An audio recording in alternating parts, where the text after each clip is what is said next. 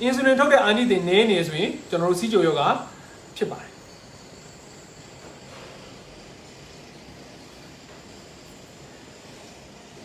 စီးချိုယောဂကဒီဘက်ခေတ်မှာလူငယ်ရောလူကြီးရောအားလုံးဖြစ်ပါတယ်စီးချိုယောဂဒီဘက်မှာဘယ်သူတွေဖြစ်လဲလူငယ်တွေလည်းဖြစ်တယ်လူကြီးတွေလည်းဖြစ်ပါတယ်အဲ့တော့လူငယ်တွေဖြစ်တဲ့စီးချိုမျိုးစားဒီ type 1အမျိုးအစားဖြစ်ပါတယ် insulin ကိုမှီခိုရတဲ့စီးချိုမျိုးစားဖြစ်ပါတယ်အဲ့ဒါ insulin ကိုမှီခိုနေရတဲ့စီးချိုမျိုးစားအဲ့ဒါလူငယ်တွေမှာစဖြစ်ပါတယ်အဲ့ဒါကို type 1အမျိုးအစား1စီးချိုလို့ခေါ်ပါတယ်အမျိုးအစား1စီးချိုက insulin ကိုမှီခိုရတဲ့စီးချိုလူငယ်တွေမှာစဖြစ်ပါတယ်အဲ့ဒါကြောင့်ဒီဘက်ခေတ်မှာလူငယ်တွေကစီးချိုယောဂကိုမပေါ့ကြပါနဲ့လို့ကျွန်တော်အကြံပေးချင်ပါတယ်တော်တော်များများစီးချိုယောဂကိုပေါ့ကြတယ်စီးချိုဖြစ်နေတာကိုလူကြီးတွေမှာဖြစ်တာငါတို့အရွယ်မှာမဖြစ်ဘူးဆိုပြီးတော့တော်တော်များများထင်ကြပါတယ်အဲ့လိုမျိုးမပေါ့ကြပါနဲ့ဘာကြောင့်လဲဆိုတော့ type 1အမျိုးအစားဒီလူငယ်တွေမှာစဖြစ်တာပါကျွန်တော်သတိထားပြီးတလောက်မြန်မာပြည်မှာရှိတဲ့လူငယ်တွေလည်းတော်တော်များများစီးချိုစဖြစ်နေတာကိုကျွန်တော်တွေ့ရပါတယ်အဲ့တော့လူငယ်ရောလူကြီးရောစီးချိုမျိုးစားအရင်ဖြစ်ပါတယ်ကျွန်တော်မြန်မာနိုင်ငံမှာစီးချိုမျိုးဖြစ်တာဒီတစ်နှစ်တဲ့တစ်နှစ်ပို့ပြီးတော့များလာပါတယ်တစ်နှစ်တဲ့တစ်နှစ်တိုးပြီးတိုးတက်လာပါတယ်စီးချိုဖြစ်တဲ့လူတွေမျိုးစားတိုးလာပါတယ်အဲ့အတွက်ကြောင့်စီးချိုဖြစ်တာကိုဖြစ်နိုင်စေပြီးကျွန်တော်အရင်များတယ်တေချာယူဆိုင်မလို့ပါတယ်အမျိုးအစားတစ်စီးချိုကကြတော့ insulin ကိုမမီခိုရတဲ့စီးချိုမျိုးစားဖြစ်ပါတယ်အဲ့ဒါကတော့လူကြီးတွေမှာစဖြစ်တဲ့စီးချိုမျိုးစားဖြစ်ပါတယ်အဲ့ဒါတော့အမျိုးအစားနှစ်စီးချိုပါဒါကတော့ကျွန်တော်စီးချိုအကြောင်းပြောတာဖြစ်ပါတယ်အခုဖြစ်နိုင်ဒီ live လေးကိုတစ်ခေါက်တော့ပြန် share ပေးပါဘာကြောင့်လဲဆိုတော့ခုန live ကပြုတ်သွားတဲ့အတွက်ကြောင့်ဒီ live ကိုတစ်ခေါက်တော့ပြန် share ပေးပါလို့ကျွန်တော်ပြောချင်ပါတယ်ကျွန်တော် insulin အကြောင်းကိုကျွန်တော်ဆက်ပြောပြပါမယ် share ခွင့်ပြုပါစေရတယ်ဟုတ်ကဲ့ share နိုင်ပါတယ်ကျွန်တော်စီးချိုအကြောင်းပြောနေတာဖြစ်ပါတယ်အခုမှဝင်လာတဲ့လူတွေကျွန်တော်တစ်ခေါက်ပြန်ပြောပြပါမယ်စီးချိုယောဂဆိုတာ insulin ကို insulin ကြောင့်ဖြစ်တဲ့ insulin ထွက်တာနဲတာဖြစ်တဲ့အတွက်ကြောင့်ဖြစ်တဲ့ယောဂဖြစ်ပါတယ်အဲ့တော့လူတွေတော်တော်များများစီးချိုယောဂကိုကြောက်ကြတယ်ကျွန်တော်တခုပြောပြချင်ပါတယ်အချို့အများကြီးစားပြီးတော့စီးချိုမဖြစ်တဲ့လူတွေအများကြီးပါပဲနော်အချို့တွေအများကြီးစားတယ်ဆရာကျမတို့ကျွန်တော်တို့ကအချို့တွေအများကြီးစားတယ်ငယ်ငယ်လေးကတည်းကအချို့တွေစားတယ်ဒါပေမဲ့တချို့လူတွေစီးချိုမဖြစ်ပါဘူးငယ်ငယ်လေးကတည်းကအချို့ဆိုလို့မကြိုက်ဘူးအချို့လည်းတိတ်မစားဘူးဒါပေမဲ့စီးချိုဖြစ်တတ်ပါတယ်အဲ့တော့လူတွေကဘယ်လိုထင်နေကြလဲဆိုတော့ငယ်ငယ်လေးကတရားလုံးတွေအများကြီးစားတဲ့လူတွေအချို့တွေအများကြီးစားတဲ့လူတွေဒါစီးချိုဖြစ်တယ်လို့ထင်ကြတယ်အချို့တကားမှမစားဘူးတဲ့လူတွေကစီးချိုမဖြစ်ဘူးလို့ထင်ကြတယ်အဲ့ဒါမှားပါတယ်ဘာကြောင့်လဲဆိုတော့စီးချိုဒီအချို့စားတာကြောင့်အဓိကမဟုတ်ပဲနဲ့သွေးထဲမှာရှိတဲ့ insulin ဓာတ်ကြောင့်ဖြစ်တာဖြစ်ပါတယ်သွေးထဲမှာရှိတဲ့ insulin ဓာတ်ကြောင့်ဖြစ်ပါတယ် insulin ဆိုတာကျွန်တော်တို့ကိုယ်ခန္ဓာထဲမှာရှိတဲ့ pancreas လို့ခေါ်တဲ့ pancreas ဆိုတဲ့ပစ္စည်းလေးကလေထုတ်တဲ့အရာဝတ္ထုဖြစ်ပါတယ် pancreas လေး insulin တွေထွက်တယ်အဲ့ထွက်တဲ့ insulin တွေကသွေးထဲမှာရှိတဲ့အချိုဓာတ်ကိုကျဆင်းစေပါတယ်အဲ့ဒီအတွက်ကြောင့်စီးချိုယောဂဖြစ်တာဖြစ်ပါတယ်စီးချို insulin ကြောင့် insulin ထွက်တာနည်းလို့ကျွန်တော်စီးချိုယောဂဖြစ်တာဖြစ်ပါတယ်ဒါကြောင့်စီးချိုဖြစ်စီရဲ့အချက်နှစ်ချက်ရှိပါတယ်ပထမတစ်ချက်က insulin ထုတ်တာနည်းလို့စီးချိုဖြစ်တာဖြစ်ပါတယ်နောက်တစ်ချက်ကကြတော့ insulin ကတော့ထွက်တဲ့ insulin ဒီအာနိသင်တိတ်မရှိလို့ထွက်တဲ့ insulin ဒီတကယ်လည်းပြောရင်အသုံးမကျတဲ့ insulin တွေဖြစ်နေတော့စီးချိုဖြစ်တာဖြစ်ပါတယ်အဲ့တော့စီးချိုမျိုးစားနှစ်မျိုးရှိတယ် type 1နဲ့ type 2 type 1ကတော့ insulin ကိုမှီခိုရတဲ့စီးချိုလူငယ်တွေမှာစဖြစ်တဲ့စီးချိုဖြစ်ပါတယ် type 2ကကြတော့ insulin ကိုမမှီခိုရတဲ့စီးချိုလူကြီးတွေမှာစဖြစ်တဲ့စီးချိုဖြစ်ပါတယ်ဖြစ်နိုင်ဒီဗီဒီယိုဒီ live လေးကိုတကယ်ချင်းနေမြင်မြင်အောင်တစ်ချက်လောက် share ပေးပါဖြစ်နိုင်ဒီ live လေးကိုတကယ်ချင်းနေမြင်မြင်အောင်တစ်ချက်လောက် share ပေးပါ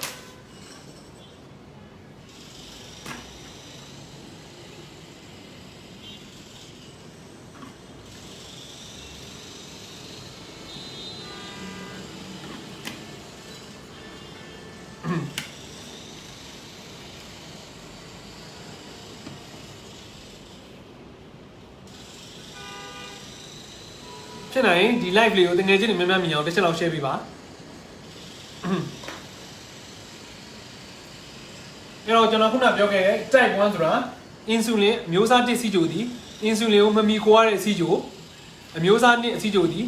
မီခိုရတဲ့စီးကြို insulin ကိုမီခိုပြီးတော့ insulin မီခိုရတဲ့စီးကြိုနဲ့အမျိုးအစား2စီးကြိုသည် insulin ကိုမမီခိုရတဲ့စီးကြိုဆိုပြီးတော့ကျွန်တော်ကွဲသွားပါတယ်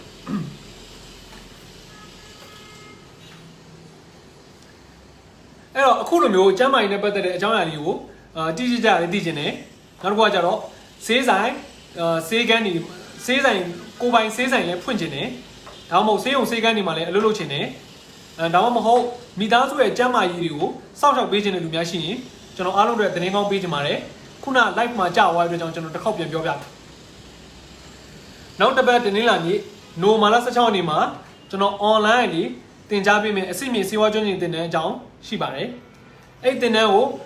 အဲ့တင်တဲ့မှာဘာတွေတင်ကြားပေးမလဲဆိုတော့အခုစေဝါအကြောင်းတွေနောက်တစ်ခုကကြတော့အခုဒီစီးကြိုအကြောင်းတို့သွေးတိုးအကြောင်းတို့နော်နောက်တစ်ခုကဒီကိုခန္ဓာမှာရှိတဲ့အစာရင်ဦးလန်းအကြောင်းတို့နှလုံးအကြောင်းတို့အဆုပ်အကြောင်းတို့ကျန်တဲ့ဆေးနဲ့ပတ်သက်တဲ့အကြောင်းအရာတွေအဆောင်ဆုံးလေးတွေကိုကျွန်တော်ကိုယ်တိုင် online တဆင့်တင်ကြားပေးမှာဖြစ်ပါတယ်အဲ့တော့ online တဆင့်တင်ကြားပေးတဲ့အတွက်ကြောင့်ကိုဒီဘယ်နိုင်ငံဘယ်နေရာဘယ်ဒေသလေးရှိနေဒီတင်တန်းကိုတက်ရောက်လို့ရမှာဖြစ်ပါတယ်အားလုံးအတွက်ကျွန်တော် surprise လေးတစ်ခုပေးချင်ပါတယ်အဲ့ဒါဘာလဲဆိုတော့အခုဒီ live ကြည့်ရတဲ့လူတွေကိုတင်တန်းအပ်တဲ့လူတွေက10% discount ရမှာဖြစ်ပါတယ်ကျွန်တော်ကိုယ်တိုင်တင်ကြားပေးမယ့် online အဆင့်မြင့်စေဝါကျွမ်းကျင်တင်တန်းကနိုမာလာ16ရက်နေ့မှာကျွန်တော်ဖွင့်မှာဖြစ်ပါတယ်အဲ့တော့နိုမာလာ16ရက်နေ့မှာကျွန်တော်ကိုယ်တိုင်ဖွင့်နေမယ့် online အဆင့်မြင့်စေဝါကျွမ်းကျင်တင်တန်းကိုတက်ရောက်ချင်တယ်ဆိုရင်အခုဒီ live ဒီအခုကျွန်တော် live လွှင့်နေတဲ့ live တွင်မှာအဲ့နိုင်3925118332နဲ့3988194336ကိုဆက်သွယ်နိုင်ပါတယ်ပုံမှန်ကတော့ကျွန်တော်က3,48000ကျတင်ပါတယ်ဒါပေမဲ့ဒီ live တွင်မှာ NMS ဆိုရင်တော့10% discount ရမှာဖြစ်တဲ့အတွက်ကြောင့်3,100,3200ပဲကျတင်မှာဖြစ်ပါတယ်တင်တဲ့ကတော့3လခွဲတီတီတင်ကြားပြီးမှာဖြစ်ပါတယ်3လခွဲတီတီတင်ကြားပြီးမှာဖြစ်ပါတယ်3လခွဲတီတီကတနင်္လာလေကြာတာပရီတနင်္လာအင်္ဂါဗုဒ္ဓဟူးကြာတာပရီ4ရက်တီတီတပတ်ကို4ရက်တင်ကြားမှာဖြစ်ပြီးတော့ည9:00နာရီ9:00နာရီမြန်မာစံတော်ချိန်ည9:00နာရီ9:00နာရီတင်ကြားပြီးမှာဖြစ်ပါတယ်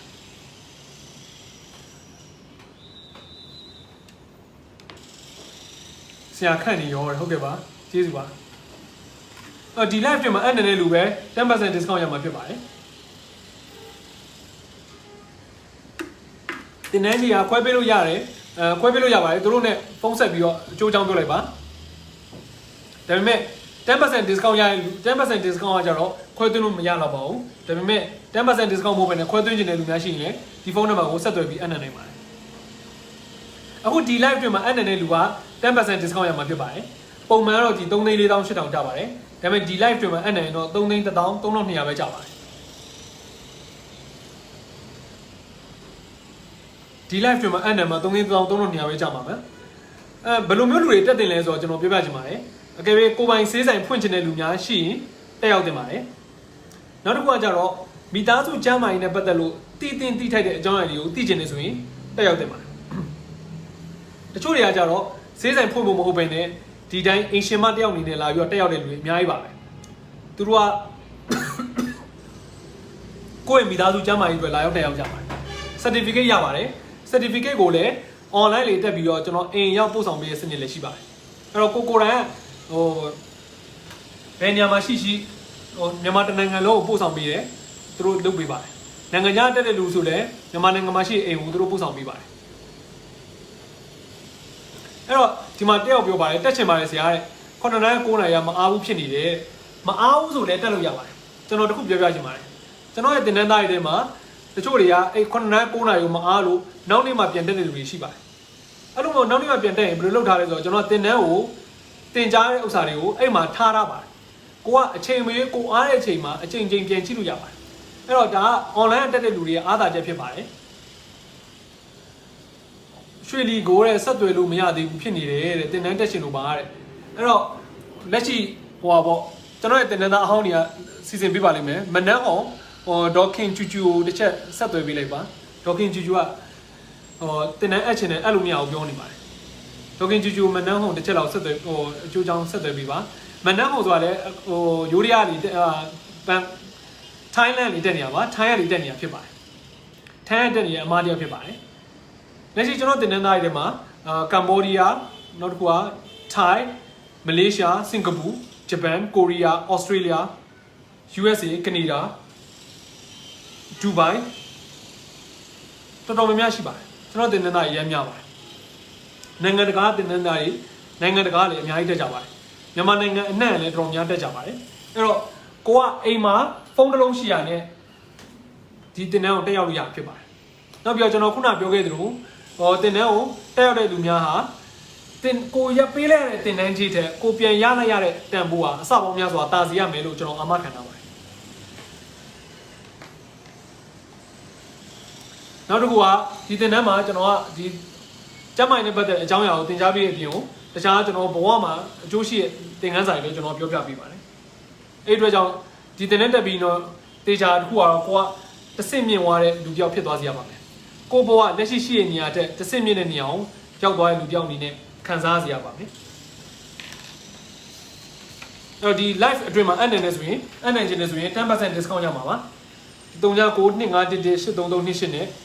3988194336ကိုဆက်သွယ်ပြီးအနံ့နိုင်ပါတယ်အဲ့တော့ကျွန်တော် insulin အကြောင်းပြော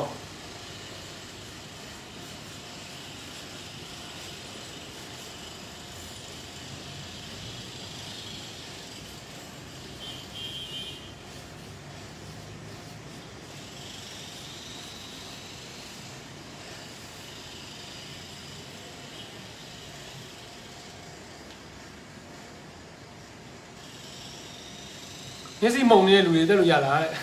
ရပါတယ်မျက်စိမုံတက်လို့ရပါတယ်လက်ရှိတင်နေမှထားယူတော့အယောက်200လောက်ရှိနေပါတယ်ဟောကျွန်တော်ပြောပြပါမယ်ကျွန်တော်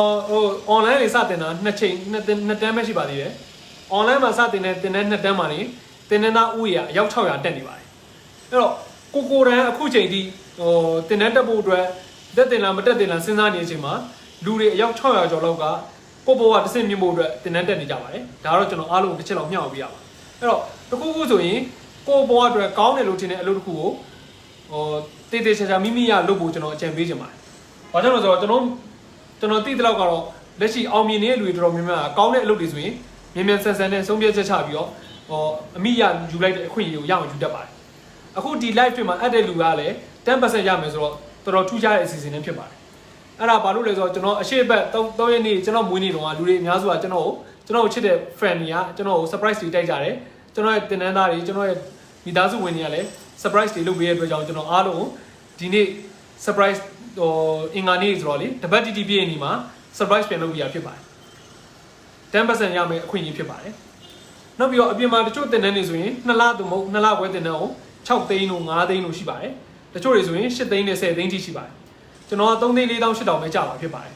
3လခွဲတီတီလည်းတင်ရမယ်3,48000လည်းကြာမှာဖြစ်ပါတယ်နောက်တစ်ခုကဒီ live stream မှာအပ်နေမယ်ဆိုရင် 10% နဲ့ထည့်ရတော့3,13200ပဲကြာမှာဖြစ်ပါတယ်အဲ့တော့ပုံမှန်တက်ဆိုင်အများကြီးတန်နေတဲ့တင်တန်းဖြစ်ပါတယ်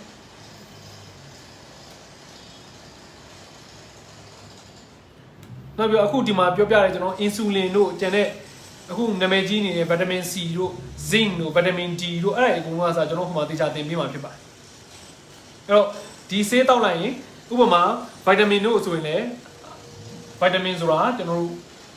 vitamin နဲ့တက်တူတယ်ပေါ့နော်အားဆေးတွေကိုကျွန်တော်တို့ကဘယ်ဆေးအားဆေးတွေတောက်အောင်လဲ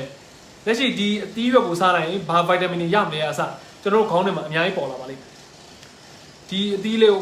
မုံလာဥတွေစားလိုက်ရင်ကျွန်တော်ဘာ vitamin ရမလဲတင်မောသီးစားရင်ဘာ vitamin ရမလဲအရွက်တွေစားရင်ဘာ vitamin ရမလဲအသားတို့အသဲမြစ်တို့စားရင်ဘယ်လိုမျိုး vitamin တွေရမလဲအစကျွန်တော်တို့အများကြီးသိလာပါလိမ့်မယ်အဲ့တော့ကိုကနေတူပါကိုအလုပ်လုပ်နေတဲ့အချိန်မှာကိုအစားတောက်တွေစားနေရအစဒီစားတောက်ဒီငါ့အတွက်စားတင်တယ်ဒီငါ့မှာဒီယောဂရှိတဲ့အတွက်ကြောင့်ဒီစားတောက်မစားတင်ဘူးဆိုပြီးတော့တိတိကျကျခေါင်းထဲမှာတော်တော်များပေါ်လာပါလိမ့်မယ်ဒါကိုယ့်ဘဝအတွက်အများကြီးအကျိုးရှိတဲ့သင်တန်းဖြစ်ပါတယ်ကျွန်တော်နောက်တစ်ခုပြောချင်တာက COVID-19 ပြီးသွားရင်လူတွေအများစုကကျန်းမာရေးနဲ့ပတ်သက်တဲ့အလုပ်တွေကိုပဲလုပ်လာကြမှာပါအဲ့တော့လူတွေက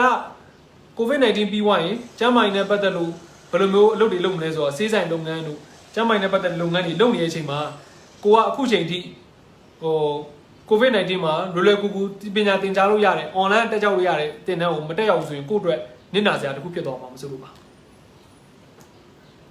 နော်အဲ့ဒါကျွန်တော်အားလုံးတစ်ချက်မျှောက်ပြတာပါအကယ်ဒီသင်တန်းကိုအပ်ချင်တယ်ဆိုရင်ဒီဖုန်းနံပါတ်399251183328နဲ့3992511833 ရှစ်ရှစ်တစ်ကို43936ကိုဆက်သွယ်ပြီးတော့အခုဒီ live မပြီးခင်မှာအပ်နှံလို့ရပါတယ်အဲ့ဒါဆိုရင်တော့ 10% discount ရမှာဖြစ်ပါတယ်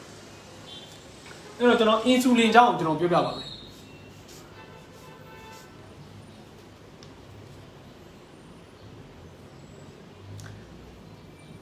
ဘာတင်နေလဲ online စေဝါကျင့်တင်နေဖြစ်ပါတယ်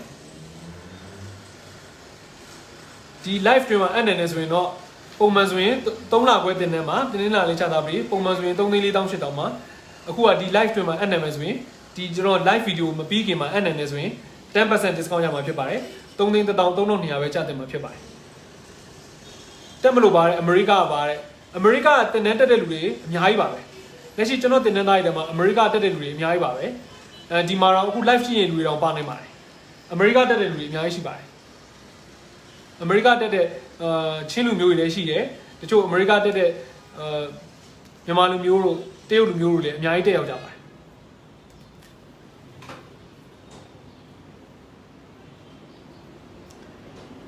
အဲ့တော့ insulin ကိုဘယ်အမျိုးအစားမှာအဓိကသုံးလဲဆိုရင်ကျွန်တော်သိတယ်အမျိုးအစား1စီးကျူเนาะ type 1ပေါ့ insulin ကိုဘယ်အမျိုးအစားတွေမှာအများဆုံးသုံးလဲဆိုရင်ကျွန်တော် insulin အကြောင်းဆက်ပြောပြပါဟော insulin ကိုဘယ်လိုမျိုးအမျိုးအစားတွေဘယ်စီးကျူအမျိုးအစားတွေမှာအဓိကအများဆုံးသုံးလဲဆိုရင် type 1စီးကျူမှာအမျိုးအစား1စီးကျူဖြစ်ပါတယ်ဒါကြောင့်အခုခေတ်လူငယ်တွေစီးကျူယောဂဖြစ်တယ်ဆိုရင်အများစုက insulin ထိုးရပါတယ်အသက်ငယ်ငယ်ရွယ်နဲ့စီးကျူဖြစ်တဲ့လူတွေအများစုက insulin ကိုထိုးရပါတယ်အဲ့တော့ insulin ဒီဘယ်အချိန်မှာပေးလဲဆိုရင် type 1အမျိုးအစား1စီးကျူဖြစ်တဲ့လူနာတွေမှာအဓိကသုံးပါတယ်အမျိုးအစား1စီးကျူဆိုတာလေလူငယ်တွေမှာဖြစ်တဲ့စီးကျူမျိုးစားဖြစ်ပါတယ်အဲ့ဒါကို type 1စီးကျူဖြစ်ပါတယ်နော် insulin ကအမျိုးအစား1စီးကျူ type 1စီးကျူမှာအများဆုံးသုံးရတာဖြစ်ပါတယ်နောက်တစ်ခုကကြတော့ type 2 type 2ကကြတော့insulin ကိုမမီခိုတဲ့စီးကျူပါ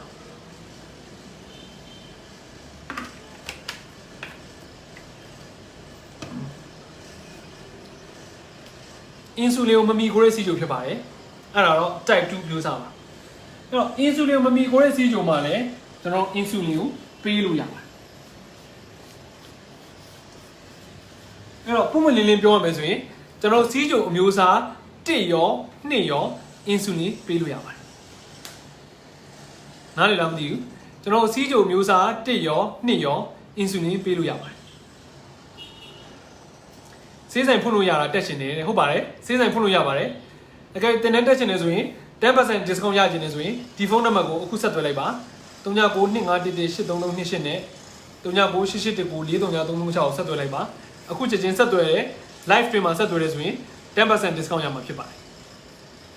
အရင်တော့အပ်တဲ့လူတွေတော့ 10% discount မရကြပါဘူး3,400,000နဲ့အပ်နေကြပါတယ်ဒီနေ့ကတော့ကျွန်တော်အားလုံးအတွက် surprise လိုက်တာဖြစ်ပါတယ်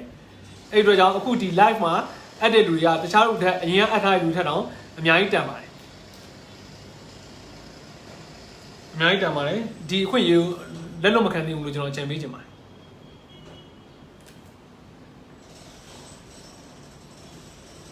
အဲ့တော့ insulin အမျိုးအစား1ကောအမျိုးအစား2မှာရောစီးကျိုအမျိုးအစား1ကောစီးကျိုအမျိုးအစား2မှာရောကျွန်တော် insulin ဆိုတဲ့ဆေးလေးကိုထိုးဆေးလေးကိုပေးလို့ရပါတယ်ဘယ်မှာတက်ရမလဲတဲ့ online တက်တဲ့သင်တန်းမှာဖုန်းတစ်လုံးရှိအောင်နဲ့တက်လို့ရပါတယ်အဲကျွန်တော်သင်တန်းသားတွေလည်းဒီမှာအများကြီးရှိပါတယ်သူတို့ဖြည့်ပေးပါလိမ့်မယ်သူတို့ကလက်ရှိကျွန်တော်သင်တန်းသားတွေဖြစ်ပါတယ်ဒါပေမဲ့သူတို့ကလည်းကျွန်တော်ကိုမိသားစုလိုရှင်းနေကြတော့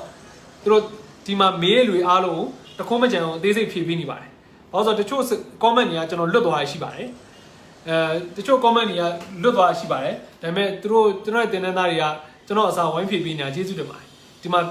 Kaizing ဆိုတာလည်းကျွန်တော်ရဲ့သင်တန်းသားပါသူကကမ္ဘောဒီးယားတက်နေတဲ့လူပါ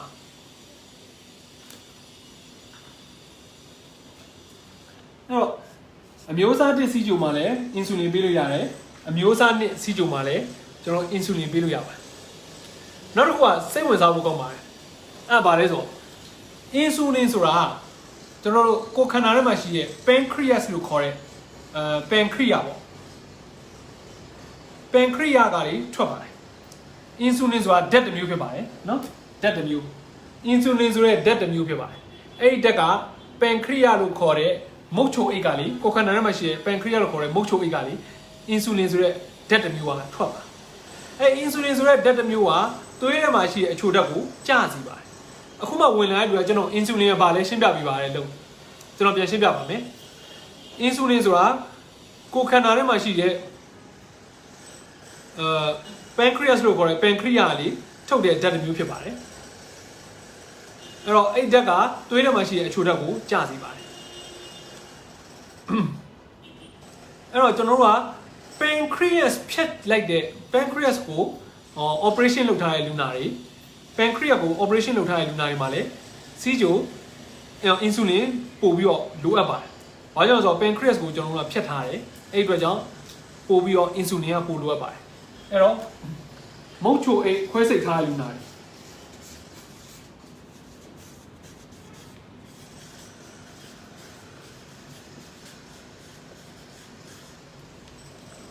မုတ်ချိုအိတ်ခွဲစိတ်ထားတဲ့လူနာတွေမှာလည်းကျွန်တော်အင်ဆူလင်ကိုထိုးပေးရပါတယ်။ဘာကြောင့်လဲဆိုတော့သူတို့မုတ်ချိုအိတ်ခွဲစိတ်ထားတဲ့အတွက်ကြောင့်အင်ဆူလင်ဒီပုံမှန်လူတော့အင်ဆူလင်မထုတ်နိုင်ပါဘူး။အဲ့ဒီအတွက်ကြောင့်ကျွန်တော်တို့ဒီအင်ဆူလင်ကိုထိုးပေးရပါတယ်။နံပါတ်3ကကြတော့ကိုဝင်တဲ့စီးချိုသမားကြီး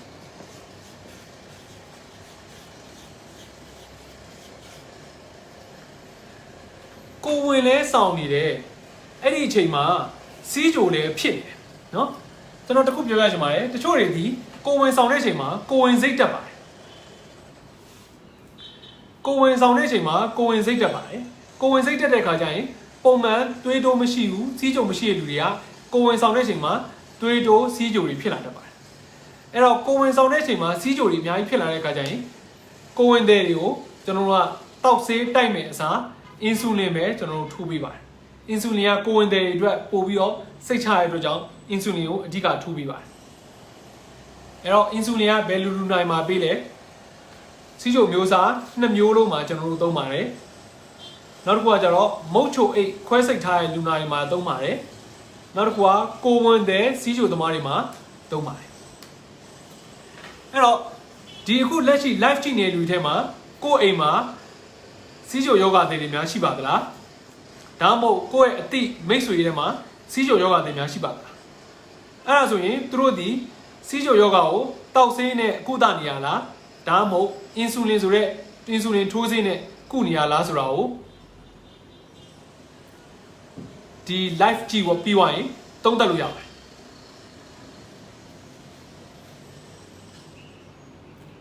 ကျွန်တော်တခုမေးချင်ပါတယ်အခုလက်ရှိ live ကြည့်နေလူထဲမှာကိုယ့်ရဲ့မိသားစုကိုယ့်ရဲ့အတိမိတ်ဆွေတွေထဲမှာစီးချိုယောဂရှိတဲ့လူများရှိတယ်ဆိုရင်ကျွန်တော်တစ်ချက်လောက် yes လို့ရေးပေးပါ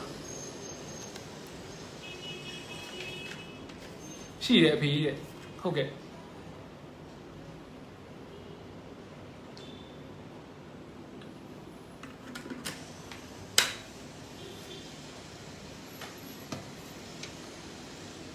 တေချာနားထောင်ပေးပါတဲ့ရှိပါတယ်တောက်စိမ့်နေပါတယ်ရှိပါတယ်ဆရာတဲ့နော်စီးချိုယောဂကျွန်တော်မြန်မာနိုင်ငံမှာအရန်ကိုများပါတယ်ဆရာမတွေ့ရကြလို့ပုံနှုတ်နေတယ်တဲ့ thank you ပါနိုးပါတဲ့နော်ဆေးပဲတောက်ပါတယ်တဲ့တချို့ကတောက်ဆေးရတောက်တယ်တချို့ကအင်ဆူလင်ထိုးတယ်တယောက်တစ်မျိုးစီမတူကြပါဘူး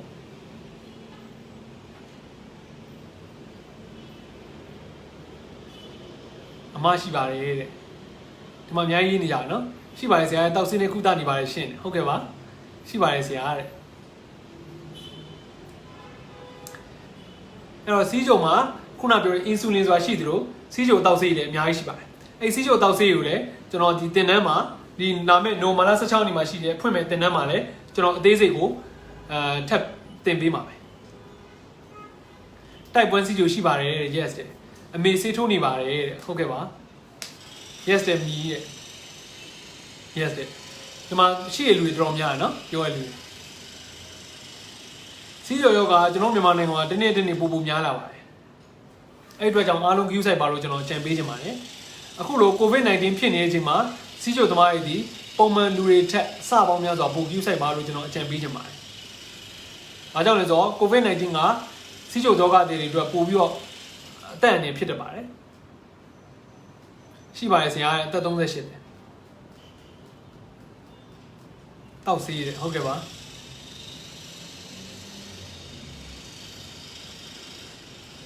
မရှိဘူးရှင်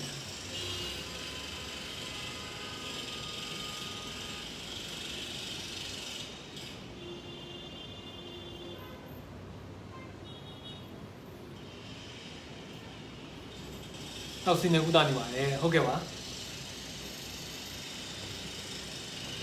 yes တောက်စီးနေပါမဖော်မြင်ပါတယ်ဟုတ်ကဲ့ပါ thanks ပါဆရာ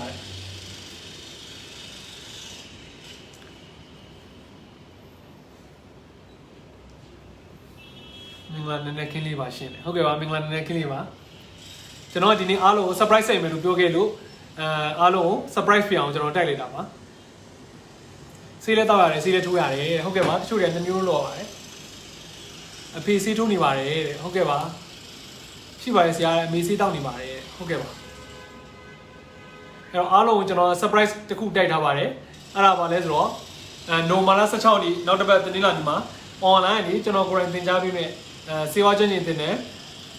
န်းကြောင်းကျွန်တော်ပြောပြပေးချင်ပါတယ်နောက်တစ်ပတ်တနင်္လာနေ့မှာကျွန်တော်ကိုယ်တိုင်သင်ကြားပေးတဲ့ဒီ online အဆင့်မြင့်စေဝါချင်းချင်းတင်တန်းကိုဒီ live မတိုင်ခင်အဲ့နာမည်လူများရှိရင်ဒီ3992513328ဒါမှမဟုတ်399881943336ကိုဆက်သွယ်ပြီးအဲ့နာမည်ပါတယ်အဲ့နာမည်လူများပုံမှန်ဆိုရင်3,4800ကျပါတယ်ကျွန်တော်နဲ့3လခွဲတင်တန်းမှာတနင်္လာနေ့ကျတာပရိနေ့ထိည9နာရီ9နာရီတက်ရောက်လို့ရတဲ့တင်တန်းဖြစ်ပါတယ်ဒါပေမဲ့ဒီ live တွေမှာအဲ့နာမည်ဆိုရင်တော့ 10% discount ရပါမယ်3,100,300ပဲကျတင်မှာဖြစ်ပါတယ်ကိုကဆေးဆိုင်ဖွင့်ကျင်လို့ပဲဖြစ်ဖြစ်ခုနပြောတဲ့မိသားစုကျန်းမာရေးအခုစီးကြိုယောဂါကိုဘယ်လိုကာကွယ်မလဲဆိုတော့ကိုယ့်ရဲ့မိသားစုကိုယ့်ရဲ့အိမ်မှာရှိတဲ့အဖေအမေရဲ့မိသားစုရဲ့ကျန်းမာရေးကိုစောင့်ရှောက်ခြင်းလို့ပဲဖြစ်ဖြစ်ဒီတင်တန်းကိုတက်ရောက်တင်ပါတယ်ဒီတင်တန်းကိုတက်ရောက်ရင်တေချာတာကတော့ကိုပေးလိုက်ရတဲ့တင်တန်းကြီးတဲ့ကိုပြန်ရလိုက်ရတဲ့တန်ဖိုးဟာအစပေါင်းများစွာတာစီရမယ်လို့ကျွန်တော်အာမခံထားပါတယ်လက်ရှိကျွန်တော်တင်တန်းကိုတက်တဲ့လူတွေအယောက်600ကျော်ရှိပါတယ်တင်တန်းတက်တဲ့လူတွေအယောက်600ကျော်ရှိပါတယ်မြန်မာနိုင်ငံတက်တဲ့လူတွေရှိတယ်နိုင်ငံခြားတက်တဲ့လူတွေရှိပါတယ်ကိုယ်တိုင်ဆေးထိုးနေပါတယ်ဟုတ်ပါတယ်စီးချိုယောဂါဆိုတာအသက်အန္တရာယ်လည်းတော်တော်ရှိတတ်တဲ့ယောဂါဖြစ်ပါတယ်အဲ့တော့ဘယ်လိုမျိုးဆေးတွေတောက်လိုက်ရင်အများကြီးစီးချိုကျသွားပြီးတော့အန္တရာယ်ရှိတတ်လဲဘယ်လိုမျိုးဆေးတွေရကြတော့စီးချိုတိတ်မကျတတ်လဲဘယ်လိုမျိုးအချိန်မှာတေချာလောက်အောင်လဲဆိုတဲ့အချက်တွေရောတေချာသိသိမှုအခြေအကြီးပါတယ်အဲ့တော့ခုလို COVID-19 ဖြစ်နေတဲ့အချိန်မှာအပြင်လဲသွားစရာမလိုဘူး online လေးတက်လို့ရမယ်အိုးမကွာအိမ်မကွာနဲ့လည်းတက်လို့ရမယ်ဆိုရင်တော်တော်လေးအဆင်ပြေတဲ့သင်တန်းဖြစ်ပါတယ်အဲ့တော့ဒီသင်တန်းကလုံးဝ online တက်လို့ရတဲ့သင်တန်းမှာဖုန်းလေးတစ်လုံးရှိရနဲ့အိုးမကွာအိမ်မကွာတက်ရောက်လို့ရတဲ့သင်တန်းဖြစ်ပါတယ်မန်ဂျူထရိုဘန်ထိုးတယ်နော်အင်ဆူလင်ထိုးတော့ပြောနေ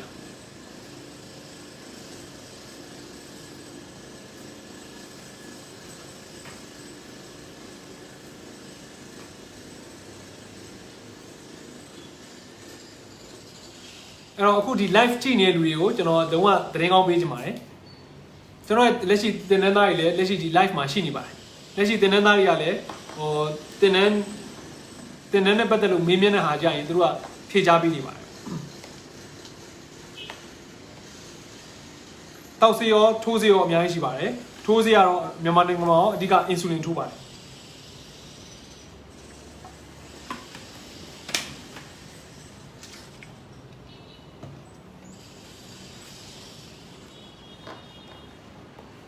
အဲ့တော့ insulin ကိုဘယ်ကနေထုတ်လဲဆိုတာသိချင်တဲ့လူများရှိရင် yes လို့ရေးပေးပါကျွန်တော်ဆက်ပြောပြပါမယ် insulin ကိုဘယ်နေရာလေးထုတ်တယ်ဘယ်ပစ္စည်းကနေထုတ်လဲဆိုတာသိချင်တဲ့လူများရှိရင်ကျွန်တော် yes လို့ရေးပေးပါကျွန်တော်ထပ်ပြောပြပါမယ်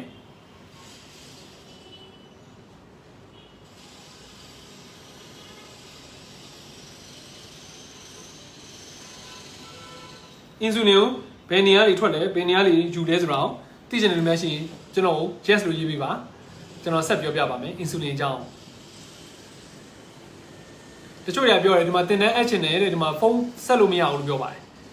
ဖုန်းကမအားဘူးလို့ပြောပါတယ်ဖုန်းမအားဘူးဆိုတာအရင်လူတွေကတင်တဲ့ app ဖို့အတွက်ဖုန်းဆက်နေတဲ့အတွက်ကြောင့်ဖုန်းမအားဖြစ်နေပါတယ်အဲ့တော့ဒီဖုန်းနံပါတ်နှစ်ခုကိုစူးစမ်းပြီးဆက်ကြည့်ပါတခြားလူတွေတောင်ဟိုရအောင်ဆက်နေတဲ့အချိန်မှာကိုကဒီခွင့်ရကိုလွတ်သွားမှာဆိုလို့ပါเนาะတခြားလူတွေကတော့ အသေးအံဆက်နေကြတယ်အသေးအံဆက်နေလို့ဒီဖုန်းနှလုံးမအားတာဖြစ်ပါတယ်အဲ့တော့ကျွန်တော်ဒီ live ပြီးမှမဆက်ပါနဲ့အခုချိန်အတွင်းမှာဆက်လို့ရပါတယ်ကျွန်တော်ရဲ့ဒီကျွန်တော်ရဲ့အဖွဲ့ကကျွန်တော်ရဲ့အသင်းကဒီတင်တဲ့အလက်ခံပေးနေတာပါကျွန်တော်ကိုယ်တိုင်လက်ခံတာမဟုတ်ပါဘူးကျွန်တော်ရဲ့ဝန်ထမ်းတွေကတင်တဲ့အလက်ခံပေးနေပါတယ်အဲ့ဒီတော့ကြောင့်ဒီဖုန်းနံပါတ်ကိုအခုချက်ချင်းဆက်သွယ်နိုင်ပါတယ်ဆက်သွယ်ပြီးတော့အပ်နေမယ်ဆိုရင်တော့လက်ရှိ 10% အောင် discount ရမှာပါတင်တဲ့တိတ်မကျန်တော့ပါဘူးနောက်တစ်ပတ်တင်နေလာနေပါအရန်ကတ်နေပါတယ်နောက်တစ်ပတ်တင်နေလာနေအရန်ကတ်နေပြီအတွက်ကြောင့်အခုချိန်ထိစဉ်းစားနေရဆိုရင်ကိုယ့်အတွက်နောက်ကျသွားမှာဆိုလို့ပါဒီအချိန်မှာဒီ live ချိန်မှာလည်း 10% discount ရတဲ့အတွက်ကြောင့်ဒီ live တွေမှာအနံ့တင်ပါတယ်လို့ကျွန်တော်အကြံပေးချင်ပါတယ်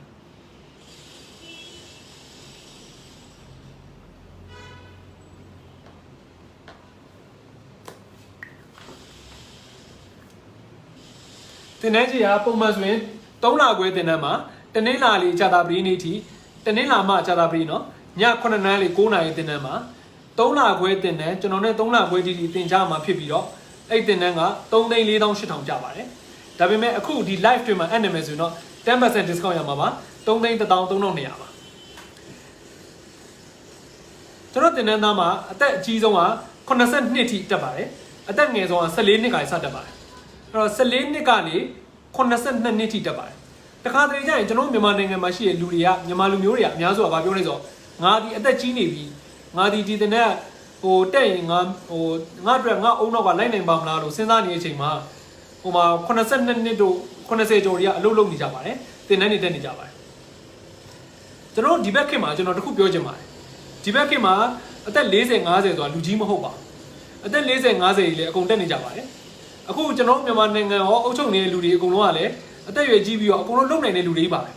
ကမ္ဘာပေါ်မှာလက်ရှိဗာလဲအမေရိကန်သမ္မတရောက်သွားတဲ့လူကလည်းအသက်89နှစ်ပါအဲ့တော့ကျွန်တော်မြန်မာနိုင်ငံမှာရှိနေတဲ့အယူဆတစ်ခုကဘာလဲဆိုတော့အသက်40 50ဆိုလူကြီးလို့ထင်နေကြပါတယ်နိုင်ငံခြားမှာတော့အဲ့လိုမဟုတ်ဘူးမြန်မာနိုင်ငံမှာရှိတဲ့ကျွန်တော်တို့ရဲ့ခေါင်းဆောင်ကိုကြည့်လိုက်ပါအောင်ခေါင်းဆောင်တွေအကုန်လုံးလည်းအသက်ကြီးတဲ့လူကြီးပါပဲဘယ်သူမှအသက်ကြီးတဲ့ငယ်တို့မစင်စားပါဘူးအဓိကကိုပညာလိုချင်တဲ့စိတ်ကြောင့်ပဲဒါကိုလုပ်ကြတာဖြစ်ပါတယ်အကုန်လုံးဒီချိန်မှာအကုန်လုံးအကျိုးသားပြီးအလုပ်လုပ်နေကြတဲ့အချိန်ဖြစ်ပါတယ်အဲ့တော့ဒီ live တွေမှာလည်း NM ဆိုနေ 10% ရမယ့်အတွက်ကြောင့်ဒီ live တွေမှာ NM တင်တယ်လို့ကျွန်တော်အကြံပေးချင်ပါတယ်အဲ့တော့ insulin ရဲ့ရရှိတဲ့နေရာ၃ခုကနံပါတ်1ကတော့လူကနေထုတ်ပါတယ်အဲ့တော့လူကနေထုတ်တယ်ဆိုတာဘာလဲဆိုတော့လူရဲ့ကိုယ်ခန္ဓာထဲမှာရှိတဲ့ insulin ကိုကျွန်တော်တို့ကယူပြီးတော့တခြားလူတွေကိုပြန်ပြီးတော့ဓာတ်ခွဲတယ်ပြန်ပြီးတော့ကျွန်တော်တို့ကဆေးဖြစ်ပြန်ဖော်တယ်ပြီးမှတခြားလူကိုပြန်ထုတ်ပြီးပါတယ်အဲ့ဒီအတွက်ကြောင့် insulin ဘယ်ရလဲဆိုတော့နံပါတ်1ကတော့လူကနေရပါတယ်ဒါကြောင့်အားလုံး insulin ထိုးတဲ့လူတွေကိုကျွန်တော်အကြံပေးချင်ပါတယ်အားလုံးလည်းသတိထားမိမှာဖြစ်ပါတယ်ကျွန်တော်တို့ကတက်ရှိအရာတက်ရှိပစ္စည်းရလေယူထားတဲ့အတွက်ကြောင့် insulin ထိုးမဲ့လူတွေဒီသတိထားကြည့်ပါအားလုံးဒီရေခဲတက်တာထဲမှာထည့်ထားပါအဲ့ဒီဆေးဒီမပုတ်မတိုးအောင်မပျက်စီးအောင်ဆိုပြီးတော့ကျွန်တော်ရေခဲတက်တာထဲမှာထည့်ထားပါတယ်။အော်အဲ့ဒါမှအခုမှသိသွားတယ်နော်။တော်တော်များများ insulin ဒီဘာလို့ငါတို့ရေခဲကက်တွေနဲ့သွားလဲရေခဲပုံးတွေနဲ့အလုပ်လုပ်ရတာလဲရေခဲတက်တာနဲ့ဘာလို့ထည့်ရလဲဆိုတော့သူဒီကိုခန္ဓာတွေကလေလူရဲ့ကိုခန္ဓာတွေကတက်ရှိရဲ့ကိုခန္ဓာတွေကလေထုတ်ထားတဲ့အတွက်ကြောင့်သူဒီပျက်စီးသွားနိုင်တယ်သူ့ရဲ့အထက်မှာရှိတဲ့ပစ္စည်းလေးတွေကပျက်စီးသွားတယ်။ဒါကြောင့်ကျွန်တော်တို့ကရေခဲတက်တာမှာထည့်ထားတာဖြစ်ပါတယ်။အဓိကတော့ဗာနဲ့သွားတူလဲဆိုတော့ကျွန်တော်အသားတွေကိုမပုတ်မတိုးအောင်ရေခဲတရာမှာထည့်သလိုလူတွေရဲ့မှာလူရဲ့ကိုယ်ခန္ဓာရဲ့ထုတ်ထားတဲ့ပစ္စည်းလေးဖြစ်တဲ့အတွက်ကြောင့်မပုတ်မတိုးအောင်ရေခဲတရာမှာထည့်ပြီးမှအသုံးပြုတာဖြစ်ပါတယ်။အဲ့တော့နံပါတ်1ကလူကလေးထုတ်လုပ်တာဖြစ်ပါတယ်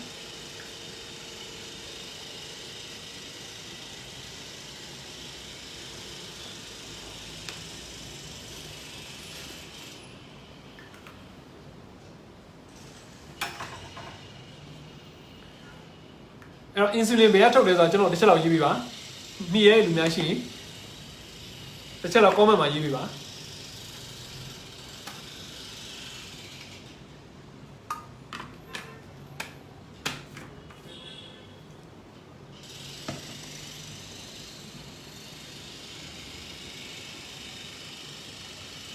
ဟုတ်ကဲ့ဖြည့်ပြည့်ရတဲ့ကျေးဇူးတင်ပါတယ်လက်ရှိကျွန်တော်တင်တန်းသားရလည်းဒီတင်တန်းအတွက်ဖြည့်ပေးနေပါတယ်တင်တန်းသားအဟောင်းနေရတယ်နော်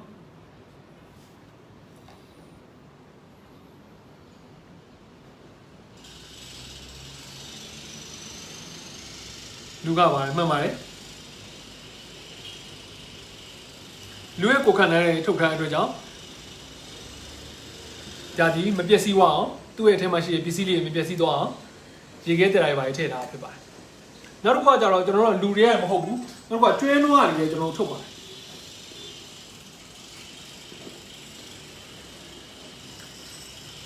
နောက်တစ်ခုကအင်ဆူလင်ကိုကျွန်တော်ဘယ်ကထွက်လဲဆိုတော့ကျွဲနွားတွေလည်းကျွန်တော်ထုတ်လုပ်ပါတယ်အဲ့တော့ကျွဲနွားမှာရတဲ့အင်ဆူလင်ကိုကျွန်တော်ဓာတ်ခွဲတယ်ဆေးဖြစ်ပြန်ဖော်တယ်ပြန်ဖော်ပြီးမှဒါကိုကျွန်တော်ရေခဲတဲ့တိုင်းမှာတေချာသိမ်းပြီးတော့ကျွန်တော်ထုတ်လုပ်တာဖြစ်ပါတယ်အဲ့တော့နောက်အမျိုးအစားတစ်ခုကတော့ကျွဲနွားလေးကျွန်တော်အင်ဆူလင်ကိုထုတ်လုပ်တာဖြစ်ပါတယ်ဒါပေမဲ့အားလုံးဒီတက်ရှိရတွေထုတ်လုပ်ရတဲ့အတွက်ကြောင့်မပုတ်မတိုးသွားအောင်ရေခဲတဲ့တိုင်းမှာထည့်ထားတာဖြစ်ပါတယ်ရေခဲတဲ့တိုင်းမှာထည့်ရတယ်ရေခဲပုံးနေနဲ့ထည့်ရတာဖြစ်ပါတယ်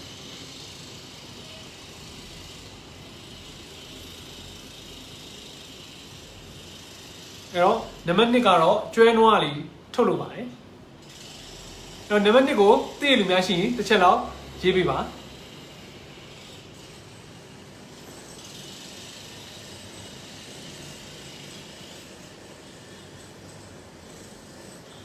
ဒီမှာတယောက်ကကျွန်တော်ရေးနေပါတယ်သင်တန်းတက်ချင်ပါတယ်သင်တန်းတက်ချင်နေဆိုရင်ဒီ3992518328နဲ့399881943336ကိုဆက်သွယ်ပါအခုဒီ live အတွင်းမှာဆက်အနံမယ်ဆိုရင် 10% discount ရမှာဖြစ်ပါတယ်နော်ဒီမှာကျွန်တော်ရေးနေလို့ပါသင်တန်းတက်ချင်ပါတယ်ဘယ်လိုဆက်သွယ်ရမလဲဆိုတော့ဒီဖုန်းနံပါတ်3992518328နဲ့399881943336ကိုဆက်သွယ်လိုက်ရင်အခုဒီ live stream မှာအနံရင် 10% discount ရမှာဖြစ်ပါတယ်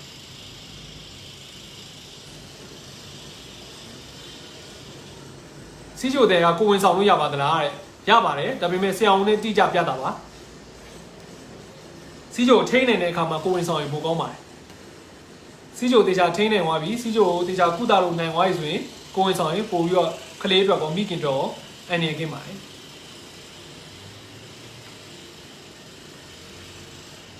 ဒီ live တွေမှာအနေရင် 10% discount ရမှာဟုတ်ပါတယ်မှန်ပါတယ်ကျွန်တော်တခုပြောချင်ပါတယ်အခုလက်ရှိကြည့်နေတဲ့လူတွေထဲမှာနိုင်ငံခြားရှိတယ်ဆိုရင်ဒီဖုန်းနံပါတ်ကို Viber ဆက်သွယ်လို့ရပါတယ်နော်3992518328ကို Viber လေးဆက်သွယ်လို့ရပါတယ်3992518328ကို Viber လေးဆက်သွယ်ပြီးအနံလို့ရပါတယ်ကျွန်တော်တချို့တွေကလာမေးကြတယ် live B1 မှာဆိုရင်တော့ 10% မရတော့လားဆိုတော့ live B1 10% မရတော့ပါဘူးအဲ့တော့ဒီ live ကိုကြည့်နေတဲ့လူတွေဖြစ်နိုင်ရင်အခုဒီ live မပြီးခင်မှာဖုန်းဆက်ပြီးတော့အနံတင်တယ်လို့ကျွန်တော်အကြံပေးချင်ပါတယ်။ဘာကြောင့်လဲဆိုတော့ဒီ live က12နာရီတိတိမှာဆိုရင်ဒီ live ကကျွန်တော်ပြီးမှာဖြစ်ပါတယ်။ live ကပိတ်လိမ့်မှာဖြစ်ပါတယ်။အဲ့တော့ဒီ live ပိတ်သွားတဲ့အခါကျရင်တော့ဒီlive ပိတ်သွားရင်တော့ 10% discount မရမှာဆိုလို့ပါ။အဲ့တော့ live မပိတ်ခင်ဒီအမြန်အနံဖို့ကျွန်တော်အကြံပေးချင်ပါတယ်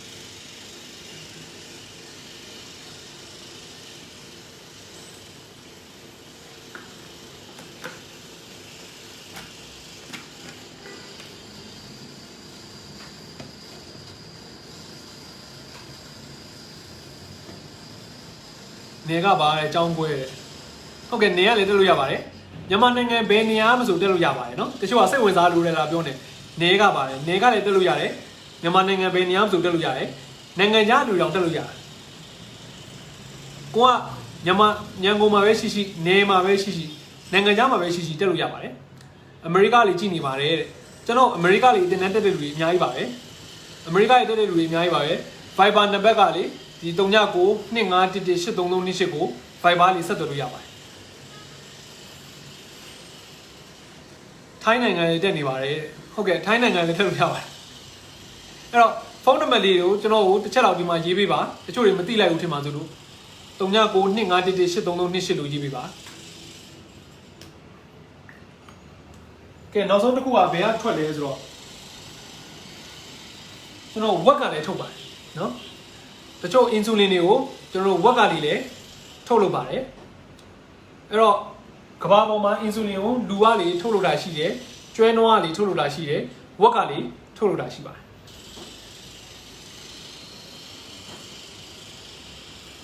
တင်တန်းကျေးသွင်းပြီးသူစီကိုဘယ်တော့ဆက်သွယ်ရမလဲအခုဆက်သွယ်လိုက်ပါ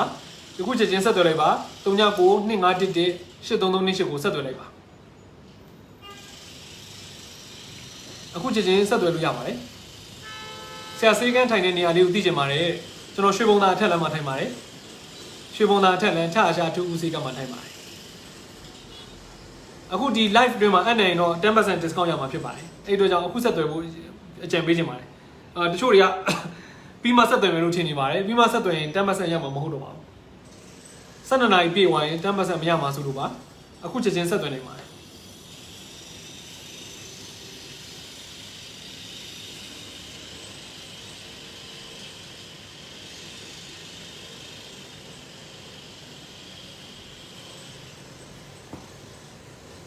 ဖုန်းနံပါတ်ကြီးရေးပေးနေပါတယ်ဘုတ်ကနေလည်းထုတ်ပါတယ်ဟုတ်ပါတယ်အဲ့တော့ insulin အကြောင်းကိုကျွန်တော်ပြန်ပြောပြပါမယ် insulin ကစီးကြိုအမျိုးအစား1ကောစီးကြိုအမျိုးအစား2ကောနှစ်မျိုးလုံးမှာသုံးလို့ရတဲ့စီးကြိုဖြစ်ပါတယ် insulin ကကျွန်တော်လက်ရှိကမ္ဘာပေါ်မှာရှိတဲ့စီးကြိုအမျိုးအစား2မျိုးလုံးကိုသုံးလို့ရတဲ့ဆေးဖြစ်ပါတယ်တစ်မျိုးကတော့အမျိုးအစား1စီးကြိုလူငယ်တွေမှာဖြစ်တတ်တဲ့စီးကြို type 1အမျိုးအစားဖြစ်ပါတယ်နောက်တစ်ခုကကျတော့အမျိုးအစား2စီးကြို type 2အမျိုးအစားဖြစ်ပါတယ် type 2ကတော့လူကြီးတွေမှာအစဖြစ်တဲ့စီးကြိုဖြစ်ပါတယ်အဲ့တော့ insulin ကိုမုတ်ချိုအိတ်ခွဲစိတ်ထားတဲ့လူနာတွေမှာလည်းကျွန်တော်တို့သုံးလို့ရပါတယ်နောက်တစ်ခုကကျတော့ကိုဝင်ဆောင်မိခင်ကြီးစီးကြိုဖြစ်တဲ့အခါကျရင်လည်းထိုးလို့ရပါတယ်အတန်းပညာလူလာအခြေခံပညာ၈တန်းနဲ့အထက်ဆိုတက်ရောက်လို့ရပါတယ်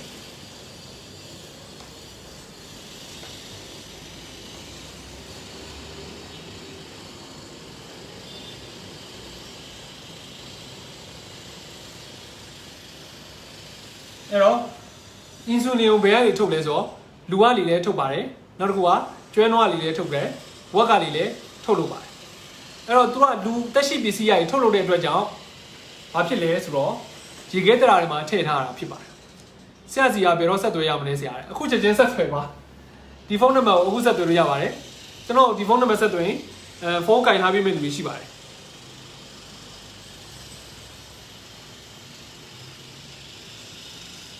အခုဆက်သွယ်လို့ရပါတယ်ဒါဘာလို့လဲဆိုတော့ကျွန်တော်ကိုယ်တိုင်ကင်တာမဟုတ်ပါဘူးကျွန်တော်ကို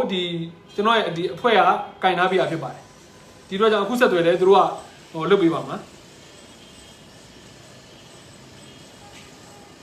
အခုချက်ချင်းဆက်သွယ်လို့ရပါတယ်ပြဿနာမရှိပါဘူးဒီ live က12နာရီဆိုပြီးမှဆိုတော့12နာရီအတွင်းအနက်မယ်ဆိုရင်တော့ 10% discount ရမှာဖြစ်ပါတယ်ကျွန်တော်တခုပြောချင်ပါတယ်ကြည့်လားCOVID-19 အခုလိုမျိုးဖြစ်နေတဲ့အချိန်မှာလူတွေအများစုကအပြင်လည်းသွားလို့မရပါဘူးအိမ်ထဲမှာလည်းနေလို့ရတယ်အပြင်လည်းသွားလို့မရတဲ့အချိန်မှာ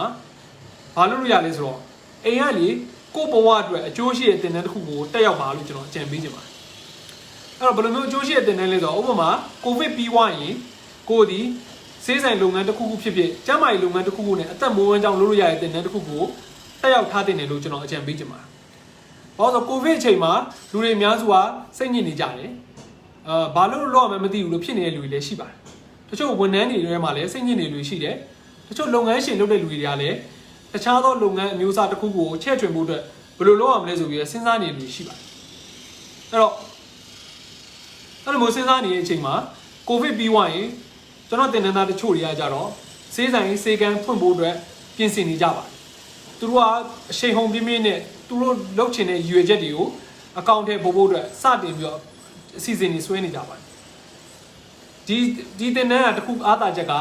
ကိုကဘယ်နေရာမှာဘယ်နိုင်ငံမှာပဲရှိရှိနေမှာပဲရှိရှိရန်ကုန်မှာပဲရှိရှိဘယ်နေရာဘယ်ဒေသလီမဆိုဖုန်းလေးတစ်လုံးရှိုံနဲ့တက်ရောက်လို့ရတဲ့တင်နန်းဖြစ်ပါတယ်အဲ့တော့ကိုဗစ်အချိန်မှာအကျိုးရှိရှိနဲ့တက်ရောက်တဲ့တင်နန်းတစ်ခုလို့ကျွန်တော်အကြံပေးချင်ပါတယ်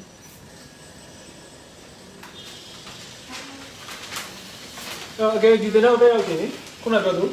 ဒီဖုန်းနံပါတ်ကိုအခုဆက်သွယ်လို့ရပါတယ်အခုစက်ချင်းဆက်သွယ်မယ်ဆိုတော့ 10% discount ရမှာဖြစ်ပါတယ်နော်တက်လို့ရပါတယ်ခန့်မင်းတက်လို့ရပါတယ်ဆက်သွယ်ပြီးပြီဟုတ်ကဲ့ပါတချို့ညာဖုန်းဆက်လို့မရဘူးလို့ကျွန်တော်လာပြောကြတယ်ဒီမှာလေဆရာရဲ့ဖုန်းဆက်လို့မရဘူးတဲ့ဖုန်းဆက်လို့မရဘူးဆိုတော့ဘာကြောင့်လဲဆိုတော့တခြားလူတွေကဒီဖုန်းကိုဆက်နေတဲ့အတွက်ကြောင့်ကိုကဖုန်းဆက်လို့မရဖြစ်ပါတယ်ဟောတခြားလူတွေအောင်ဖုန်းဆက်လို့ရတာကိုကဖုန်းဆက်လို့မရဘူးဆိုရင်ကိုကစိတ်ရှိရှိနဲ့ဆက်လိုက်ပါပို့ပြီးတော့အဆင်ပြေမယ်လို့ကျွန်တော်ထင်ပါတယ်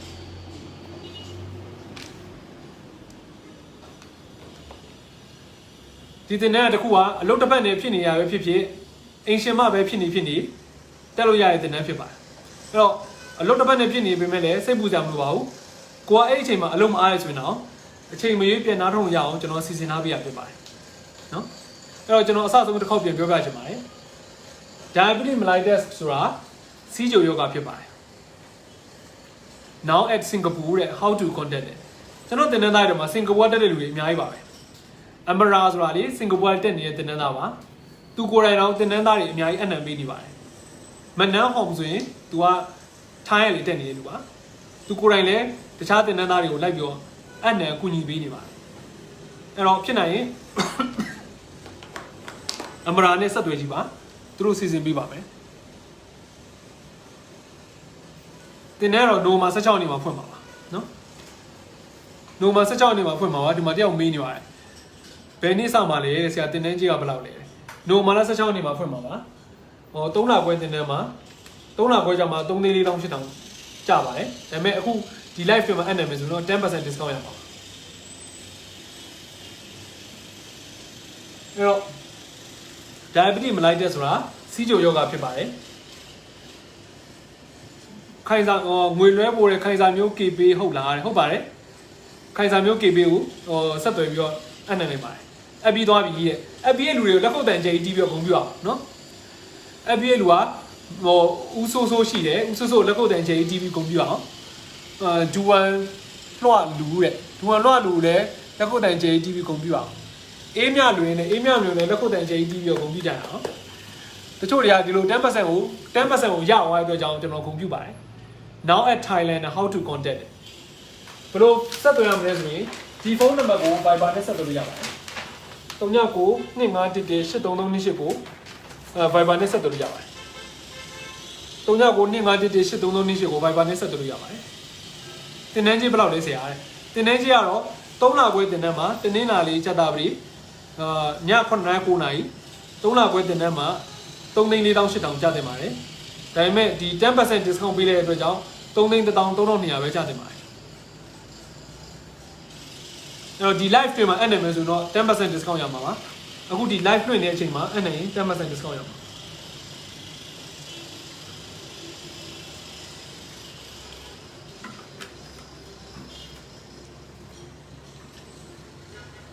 thank you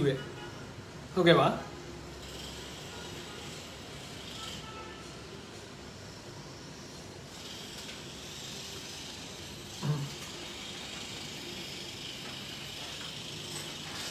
အဲ့တော့ကျွန်တော်စီးချိုအကြောင်းပြန်ပြောပြပါမယ်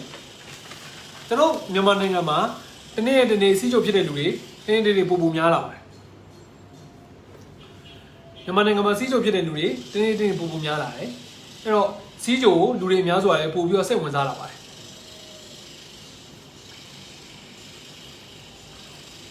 အဲ့လိုစိတ်ဝင်စားလာတဲ့အတွက်ကြောင့်ကျွန်တော်ဒီနေ့စီးချိုမျိုးစားကိုစီးချိုတွေကိုပြောပြပါမယ်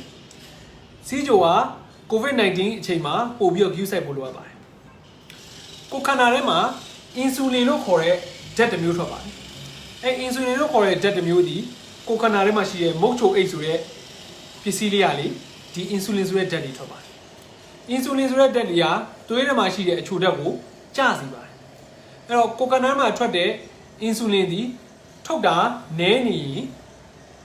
နောက်တစ်ခုက insulin တော့ထုတ်တဲ့အာနိသင်ကမထိရောက်ဘူးအာနိသင်တွေကိုမကောင်းရင်စီးချိုဖြစ်တတ်ပါတယ်ဒါကြောင့် insulin တော့ထုတ်ပါရဲ့ထုတ်တာအာနိသင်မကောင်းဘူးနောက်တစ်ခုက insulin ထုတ်တာနည်းတယ်ဆိုရင်အဲ့ဒီလူတွေကိုစီးချိုဖြစ်တတ်ပါတယ်ဒါကြောင့်လူတွေအများစုကပြောတဲ့အချိုစားတာများလို့စီးချိုဖြစ်တာတဲ့ဆိုင်ရင် insulin ထွက်တာနည်းလို့ insulin ထုတ်ပြီးတော့အသုံးမကျတဲ့ insulin ဖြစ်နေလို့စီးချိုဖြစ်တာပြောပါတယ်စီးချိုအမျိုးအစားတစ်မျိုးရှိပါတယ်လက်မှတ်ရမှာလားတဲ့ဟုတ်ကဲ့တင်တန်းပြီးလက်မှတ်ရမှာပါအဲ့တော့စိတ်မပူပါနဲ့လက်ရှိကျွန်တော်တင်တန်းပြီးတော့စေးစိမ်ဖွင့်နိုင်လူတွေလည်းအများကြီးပါပဲနော်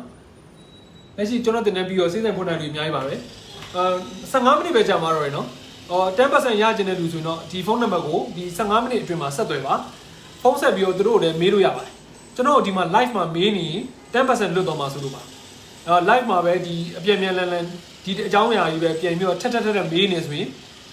10% လွတ်တော့မှာဆိုလို့ပါအခုချက်ချင်းဒီဖုန်းနံပါတ်ကိုဆက်သွယ်ပြီးတော့အပ်နေရင်ဟိုမှာဆက်သွယ်အပ်နေတဲ့လူကလည်းအချိုးအချောင်းတေချာရှင်းပြပါလိမ့်မယ် ကျွန်တော်ကင်တာမဟုတ်ပါဘူးကျွန်တော်အတင်းဖွဲ့ရကင်တာဖြစ်ပါတယ်သူတို့အကျိုးကြောင့်တရားရှင်းပြပါလိမ့်မယ်ဟိုအဲ့တော့ခဏခဏပြန်မေးနေတယ်ဆိုရင်ဟိုဘယ်လိုပြောမလဲလွတ်တော်မှာဆိုလို့ပါနောက်15မိနစ်12နာရီအထိဆိုရင် 10% discount မရတော့ပါဘူးအဲ့ဒါကိုကျွန်တော်ပြောပြချင်တာဖြစ်ပါတယ်တော့ကနေဒီခွင့်ရကိုလွတ်တော်မှာဆိုလို့ပါညနေမှာဆက်လို့မရဘူးလားဆိုညနေမှာဆက်ရင်တော့ 10% မရမှာဆိုလို့ပါအခုချက်ချင်းဆက်ပြီးတော့စည်ရင်းပေးထားလိုက်ပါညနေမှာလွှဲတာပါလုပ်လို့ရပါတယ်အခုချက်ချင်းပေးပြီးတော့စည်ရင်းပေးထားလိုက်ပါခဏနေမှာဟိုတင်တဲ့အပ်တာနောက်ခဏနေမှာလုပ်လို့ရပါတယ်ဒါပေမဲ့အခုချက်ချင်းစည်ရင်းပေးထားရင်တော့ 10% ရမှာပါတော့ကြတယ်အဲ့ 10% ကိုကျွန်တော်အချိန်မှာပဲဒီ live မှာလည်းအပြန်ပြန်လန်လန်ဒါကြီးပဲအကြောင်းထက်အောင်မေးနေ 10% လွတ်သွားမှာဆိုလို့ပါကျွန်တော်အဲ့ဒါကိုအားလုံးကိုအသိပေးတာပါအဲ့တော့ type 1ဆိုတာလူငယ်တွေမှာစဖြစ်တဲ့စီးကျုံမျိုးစားဖြစ်ပါတယ်အဲ့ဒါတော့ insulin ကိုမှီခိုရတဲ့စီးကျုံမျိုးစားဖြစ်ပါတယ်type 2ကကြတော့လူကြီးတွေမှာစဖြစ်တဲ့စီးကျုံမျိုးစားဖြစ်ပါတယ် insulin ကိုမမှီခိုရတဲ့စီးကျုံမျိုးစားဖြစ်ပါတယ်အဲ့တော့ကျွန်တော်တို့မှာ type 1ရော type 2ရောစီးကျုံမျိုးစား2မျိုးရှိပါတယ် insulin ကိုမှီခိုရတဲ့စီးကျုံလူငယ်တွေမှာစဖြစ်တဲ့စီးကျုံနဲ့ insulin ကိုမမှီခိုရတဲ့စီးကျုံလူကြီးတွေမှာစဖြစ်တဲ့စီးကျုံဆိုပြီးတော့မျိုးစား2မျိုးရှိပါတယ်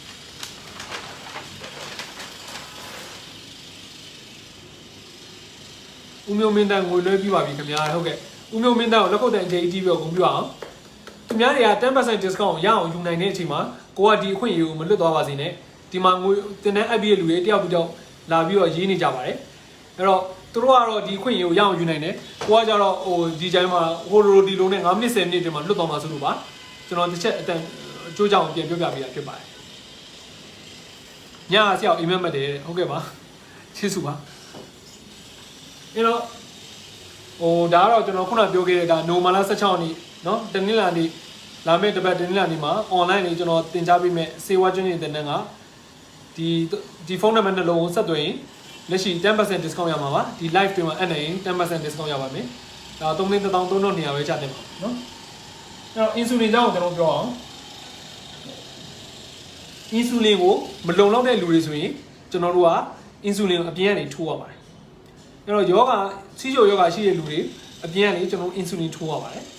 ဘယ်လိုမျိုးလူနာတွေမှာ insulin ထိုးရလဲဆိုတော့မျိုးစား1ကောအမျိုးစား2ကောကျွန်တော်တို့ထိုးကြပါတယ်လူငယ်တွေမှာစဖြစ်တဲ့စီးချိုကိုလည်းထိုးစီးချိုမျိုးစားကိုလည်းထိုးကြတယ်နောက်တစ်ခုကလူကြီးမှာစဖြစ်တဲ့ type 2မျိုးစားမှာလည်းထိုးကြပါတယ်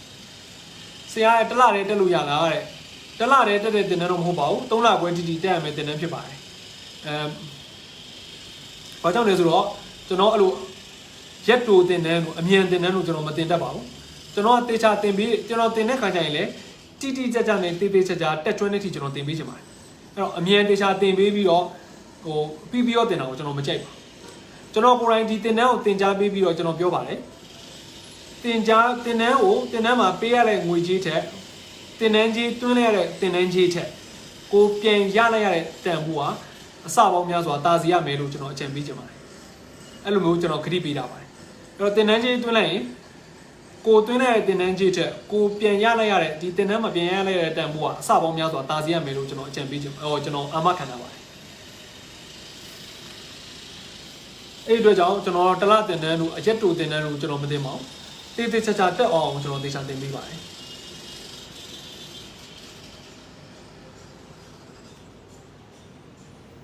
အဲ့တော့ type 1ရော type 2ရောအမျိုးအစား1စီးကျူရောအမျိုးအစား2စီးကျူရောစီးကျူအမျိုးအစား2မျိုးလုံးမှာ insulin ထိုးလို့ရပါတယ်အမျိုးအစားတစ်ခုကကြတော့ကျွန်တော်လူငယ်တွေမှာစဖြစ်တဲ့စီးကျူပဲဖြစ်ဖြစ်လူကြီးတွေမှာစဖြစ်တဲ့စီးကျူပဲဖြစ်ဖြစ်ဒီစီးကျူအမျိုးအစား2မျိုးလုံးမှာကျွန်တော်သုံးလို့ရပါတယ်နောက်တစ်ခုကကြတော့မုတ်ချိုအိတ်ခွဲစိတ်ထားတဲ့လူနာတွေတချို့လူနာတွေကမုတ်ချိုအိတ်လို့ခေါ်တယ်တရက်ရွက်လို့လည်းခေါ်တယ်မုတ်ချိုအိတ်လို့လည်းခေါ်တယ်တချို့က pancreas လို့လည်းခေါ်တယ်အဲ့ဒီအနာမှာကင်ဆာဖြစ်လို့ပဲဖြစ်ဖြစ်အနာဖြစ်လို့ပဲဖြစ်ဖြစ်ကျွန်တော်တို့ကခွဲစိတ်ထားတယ်လုပ်ထားပါတယ်အဲ့တော့အဲ့လိုလူနာတွေကိုခွဲစိတ်ထားတဲ့အခါကျရင်အဲ့ဒီ pancreas ကပုံမှန်တက်ဆိုင်ရင်သေးသွားပါတယ်ပုံမှန်တက်သေးသွားတဲ့အတွက်ကြောင့်ပုံမှန်လောက် insulin ကိုမထုတ်နိုင်တော့ဘူးအဲ့တော့ insulin နည်းသွားပါတယ်အဲ့တော့ insulin အဲ့လိုနည်းတဲ့လူနာတွေမှာကျွန်တော်တို့ပြန်ပြီးတော့ insulin ပြန်ပြီးပါတယ် insulin ကိုထိုးပါတယ်နော်မုတ်ချိုရေးခွဲစိတ်တဲ့လူနာတွေမှာလည်းကျွန်တော် insulin ထိုးပါတယ် နောက်တစ်ခါကျတော့ကိုဝင်သေးတွေမှာလည်းကျွန်တော်ကိုဝင်သေးတွေမှာပါဇက်ကနေစီးကြိုကြစီပေးမဲ့အစားအင်ဆူလင်ပေးတာပို့ပြီးတော့ safe ဖြစ်ပါတယ်အဲ့တော့ပုံမှန်ဆိုရင်ကျွန်တော် metformin တို့ဘာလို့ပါဇက်ကတိုက်မဲ့အစားအင်ဆူလင်ထိုးတာပို့ပြီးတော့အနေနဲ့ကင်းပါတယ်ပို့ပြီးတော့သုံးနေပါတယ်အဲ့ဒီအတွက်ကြောင့်ကိုဝင်သေးဒီမှာလည်းအင်ဆူလင်ကိုထိုးကြတာတွေ့ရပါတယ်အားလုံးနဲ့အကြပါတဲ့အရန်ကောင်းပါတယ်ကျမကလည်းယခု batch 2ကတင်တန်းသူပါတဲ့ဒီမှာ batch 2ကတင်တန်းသူမငွေတော်တာလားမသိပြောပြနေပါတယ်သူကလက်ရှိတင်တန်းတက်ထားပြီးတော့တင်တန်းမှာရရှိတဲ့အကျိုးကျေးဇူးတွေကိုတခြားလူတွေကိုပြန်မျှဝေပေးနေတာဖြစ်ပါတယ်ဒီမှာတက်ကြပါလို့လည်းသူတိုက်တွန်းနေပါတယ်အဲတင်တန်းတက်ပွဲလူတွေကတခြားလူတွေကိုတိုက်တွန်းနေတာပါနောက်ကဒီ insulin ကဘယ်ကနေထွက်လဲဆိုတော့ဘယ်ကနေထုတ်လို့လဲ insulin ဆိုတဲ့ဆေးကိုကျွန်တော်ဘယ်ကနေထုတ်လို့လဲဆိုတော့လူကလေထုတ်လို့တယ်ကျွဲနွားကလေထုတ်လို့တယ်နောက်တစ်ခုကကြတော့ဝက်ကလေထုတ်လို့ပါတယ်အဲ့တော့လူရဲ့ဘယ်လိုပြောမလဲတက်ရှိရလေထုတ်လို့တဲ့အတွက်ကြောင့်ဒီပစ္စည်းလေးတွေကိုကျွန်တော်ကရေခဲတက်တာတွေပိုင်းမှာထည့်ထားတာဖြစ်ပါတယ်ဘာကြောင့်လဲဆိုတော့ကျွန်တော်ဥပမာအသားရည်နဲ့တွားတူလို့ဖြစ်ပါတယ်အသားရည်လည်းရေခဲတက်တာထည့်ထားပြီးမပုတ်မသွအောင်ထားရတယ်လို့အင်ဆူလင်လည်းမပုတ်မသွအောင်ရေခဲတက်တာတို့ကိုးချိန်းတို့နဲ့ထည့်ပြီးတော့ထားရတယ်လို့ဖြစ်ပါတယ်ဒါကြောင့်အင်ဆူလင်အဲ့လိုမျိုးသုံးတာဖြစ်ပါတယ်ကျွန်တော်အခုပြောအောင်အားလုံးနားလေဆိုရင်ကျွန်တော် yes လို့ရေးပြပါ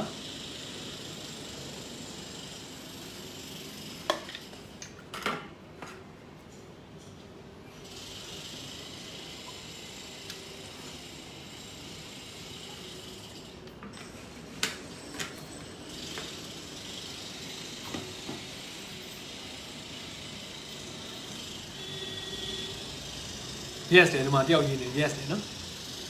ဟုတ်ကဲ့ပါကျွန်တော်တင်နေတော့မှာလေတိုင်းလာပေါင်းစုပါပါတယ်လက်ရှိဒီတစ်ခေါက် batch 2မှာဆိုလဲကျွန်တော်စိတ်တင်ချင်းလူမျိုးတွေရောကရင်လူမျိုးတွေရှမ်းမွန်အများကြီးပါပဲရခိုင်တင်နေတိုင်းလာပေါင်းစုပါပါတယ်နော်ကယားလူမျိုးတိုင်းလာပေါင်းစုဗမာနော်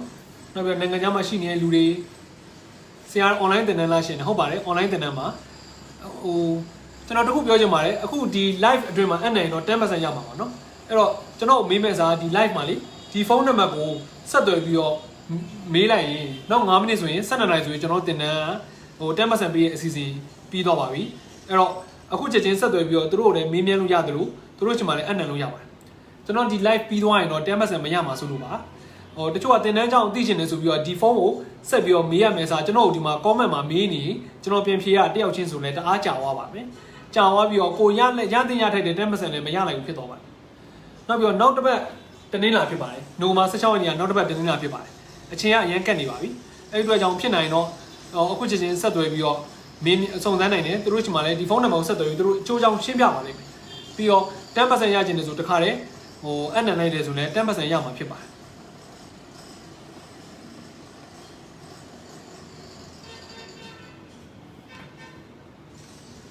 အလွတ်ရပါပြီဆရာတဲ့ဟုတ်ကဲ့ပါအဲ့တော့တင်တန်းကြောင့်သိချင်တယ်ဆိုရင်တို့ဖုန်းဆက်လို့ရပါတယ်ဒီဖုန်းနံပါတ်တစ်ခုကိုဆက်လိုက်ပါဒီဖုန်းနံပါတ်တစ်ခုကိုဆက်ပြီးတော့အခုဒီ9မိနစ်အတွင်းပဲ channel ရအဲ့ဒါကိုအနံလို့ရပါတယ် yes တယ်နော်တော်တော်များ yes လို့ရေးနေကြပါတယ် Aussie ကနားထောင်နေပါတယ်ဟုတ်ကဲ့ပါလက်ရှိကျွန်တော်တင်တန်းသားတွေမှာ Aussie တက်တဲ့လူတွေအများကြီးပါပဲ Aussie တက်တဲ့လူတွေလည်းရှိပါတယ်အများကြီးပါပဲအဲ့တော့အခုကျွန်တော်စီးချိုယောဂပြောရတဲ့အတွက်ကြောင့်စီးချိုယောဂနဲ့ပတ်သက်တဲ့အကြောင်းအရာတွေကိုဒီထက်စုံစုံလင်းလင်းသင်ကြားပေးမှာဖြစ်ပါတယ်ဒီထက်မြန်မြန်စုံစုံလင်းလင်းထပ်သင်ကြားပေးမှာဖြစ်ပါတယ်ကိုယ်တိုင်စီးချိုဖြစ်တာပဲဖြစ်စီကိုယ့်ရဲ့အိမ်နီးနားချင်းဒါမှမဟုတ်ကိုယ့်ရဲ့အတိမိတ်ဆွေကိုယ့်ရဲ့ဆွေမျိုးကိုယ့်ရဲ့မိဘတွေပဲစီးချိုဖြစ်တာပဲဖြစ်စီအဲ့ဒါတွေကိုကျမ်းမာရေးနဲ့ပတ်သက်တဲ့အကြောင်းအရာတွေကိုကျွန်တော်ဒီဂါဂနာနဲ့သင်ကြားပေးမှာဖြစ်ပါတယ်ဒီမှာတယောက်ရေးထားပါတယ်အဲ့ဒါအပြင်ကိုတခြားကျမ်းမာရေးအကြောင်းတွေလည်းထောက်ချောက်တက်အောင်မှာဖြစ်ပါတယ်နော်။သူက reduce the price တဲ့ရေးနေတာဈေးလျှော့ပြီးရလို့ပြောရလားမသိနော်အင်္ဂလိပ်လိုရေးတာကျွန်တော်ပြောပြချင်ပါတယ်တခြားတင်တန်းတွေက2လတင်တန်းကိုကျွန်တော်3လပွဲတင်တန်းတင်းနှင်းလာရဲ့ချက်သားပြီးည9:00 9:00ကို3,48,000ပဲကျပါတယ် ဒီ live တွေမှာအဲ့နေ10% ထည့်ရမယ့်အတွက်ကြောင့်3,100,3,200ပဲကြာပါအပြင်မှာတချို့ရတချို့တင်တဲ့နေရာ2လတင်တဲ့ကို6သိန်းတင်တဲ့နေရှိပါတယ်တချို့ကြတော့8သိန်းနဲ့10သိန်းထိရှိပါတယ်အဲ့တော့2လတင်တဲ့3လတင်တဲ့ကို6သိန်းတို့8သိန်းတို့10သိန်းတို့ထိရှိပါတယ်အဲ့တော့ဒီတင်တဲ့ကသူများတဲ့ဆိုင်အများကြီးကိုတက်တာနေပါတယ်အဲ့တော့ဖြစ်နိုင်ရင်ကိုကအရင်ဆုံးတစ်ချက်မေးကြည့်ပါတခြားတင်တဲ့နေကိုလေတော်တော်ဈေးတခြားတင်တဲ့ဒီတင်တဲ့ဆိုင်အများကြီးဈေးများပါတယ်ကျွန်တော်တင်တဲ့ကိုတချို့တွေကဈေးသက်သာလုံးတော့လာပြီးအံ့ဩနေကြပါတယ်ကျွန်တော်တယောက်ကတချို့ကလာပြောပါတယ်ဆရာတင်တဲ့ဈေးလဲသက်သာတဲ့အပြင်ဟိုတဲ့ဘာလို့ဆိုတော့တချို့တင်တဲ့တက်ဘူးရဲ့လူတွေကဆရာတင်တဲ့ကိုကောင်းကြောင်း review တွေပဲပြောနေကြတယ်အဲ့အတွက်ကြောင့်ကျွန်တော်တို့လာတက်တာပါဆိုပြီးလာပြောကြပါတယ်နောက်ပြီးတော့ဆရာတဲ့တင်တဲ့တက်ပြီးရင်အဲ့တင်တဲ့ကတဲ့တင်တဲ့တက်ပြီးတဲ့လူတွေအများစုကဘာပြောကြလဲဆိုတော့ကိုပေးလိုက်တဲ့တင်တဲ့ကြီးထက်ကိုပြန်ရလိုက်တဲ့တန်ဖိုးကအများတယ်ပို့ပြီးတော့အစပေါင်းများစွာများတယ်လို့အများစုကပြောကြပါတယ်အဲ့တော့ကျွန်တော်တင်တဲ့ကိုကျွန်တော်ကိုယ်တိုင်ပြောတာမဟုတ်ဘဲနဲ့လက်ရှိတင်တဲ့တက်ထားတဲ့လူတွေကိုမေးကြည့်လိုက်ပါအဲ့ဒါဆိုရင်တော်တော်သဘောပေါက်သွားပါလိမ့်မယ်အခုအချိန်မှာကျွန်တော်နဲ့ဒီမှာဒီတင်တဲ့ကြောင့်ထပ်မေးနေမယ်စားဒီမှာဒီဖုန်းနံပါတ်ကိုဆက်ပြီးတော့မြင်မြင်အဲ့နိုင်ပါတယ်လို့ကျွန်တော်အကြံပေးချင်ပါတယ်။ဘာကြောင့်လဲဆိုတော့7နိုင်တိတိကျရင်ကျွန်တော်ဒီ live ကပြီးမှာဖြစ်ပါတယ်။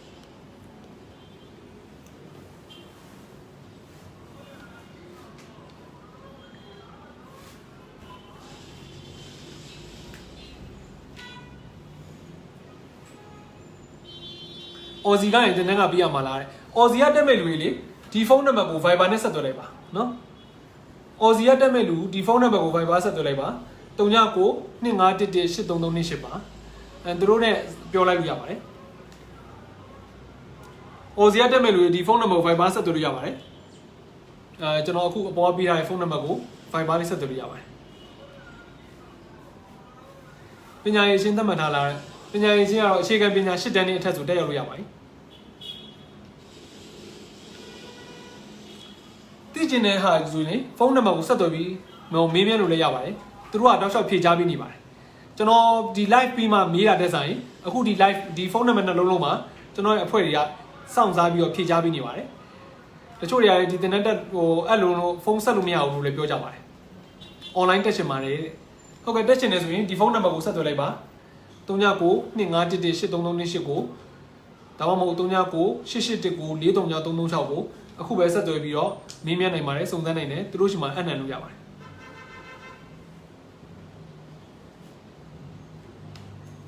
ဒီ live ပြီးသွားမှဆိုရင်10% မရမှာဆိုလို့ပါ